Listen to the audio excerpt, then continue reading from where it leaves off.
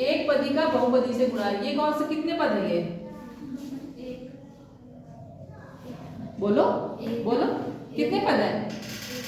एक पद है। बोलो तेजी से बोलो। और ये कितना है? बहुपद या द्विपद?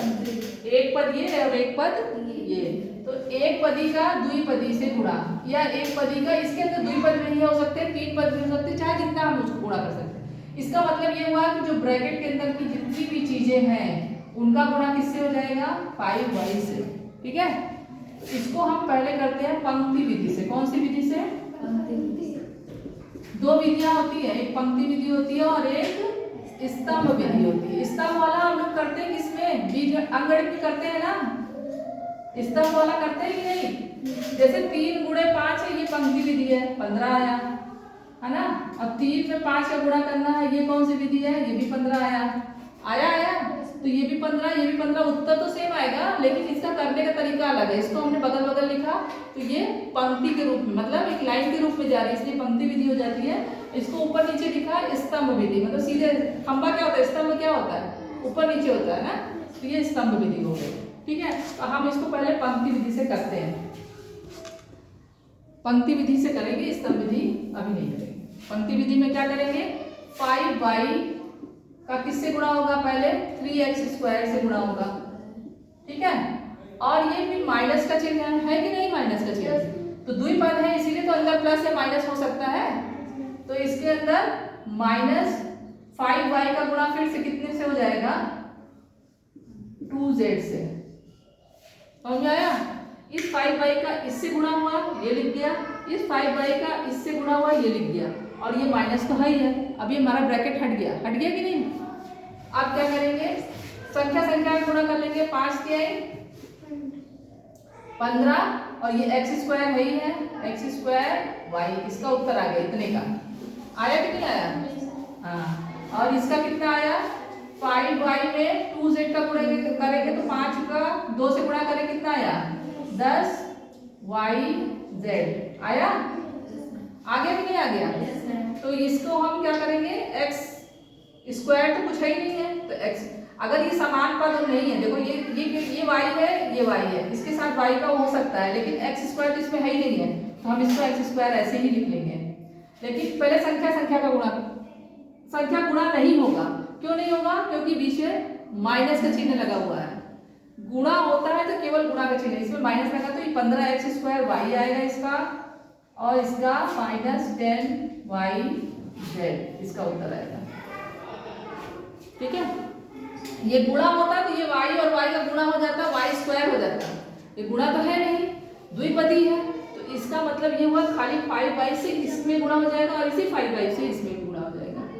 अब अगर हमको गुणा करना होगा स्तंभ विधि से, तो 3x² - 2z, है ना, यही है ना। इसको किससे गुणा करना है? 5y से।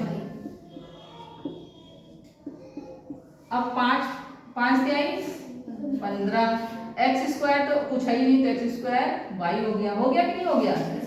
-5 दूनी 10 yz, ये उत्तर आया।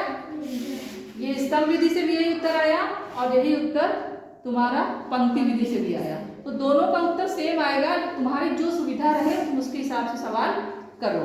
तो इसका मतलब ये हुआ कि एक पदी और बहुपदी का गुणा इस तरह से होता है। अब देखो ये वाला सवाल था, 5xy और 3x² + xy का गुणा। 5xy और 3x² + xy, यही था ना। इसका भी यही होगा, 5xy में 3x से गुणा हो जाएगा, गुणे 3x² हुआ, फिर प्लस 5xy गुणे xy, यही हुआ ना, यही हुआ। तो संख्या संख्या गुणा करो, 5 के आई x, ये भी है, ये x² है, ये दोनों x का गुणा है, तो x के खाते 3 हो जाएगा कि नहीं? 2 और 1 x, ये x³ और ये y है, ये x था, ये x² था, x और x² गुणा होके x घाते 3 हो गया या x का क्यूब हो गया, और y तो y है ना। उसके बाद प्लस, अब देखो इसमें कोई संख्या तो है नहीं तो 5 तो 5 ही रहेगा ना। अब ये x और x गुणा होके कितना हो जाएगा x स्क्वायर, और y का गुणा हो जाएंगे y स्क्वायर। ठीक है, इसका मतलब ये हुआ। अगर तुम्हारे पास गुणा है तो तब तुम कर सकते हो, लेकिन अगर ये प्लस है तो ये अलग पद हो जाएगा, ये अलग पद हो जाएगा। एक पदी का दो पदी से गुणा होना मतलब एक पद जो हमारा था इसी से गुणा होगा, बाकी अंदर का ये चीज जो है प्लस के बाद इधर की संख्या उधर की संख्या आपस में गुणा नहीं होगी। समझ में आ रहा है ये सवाल?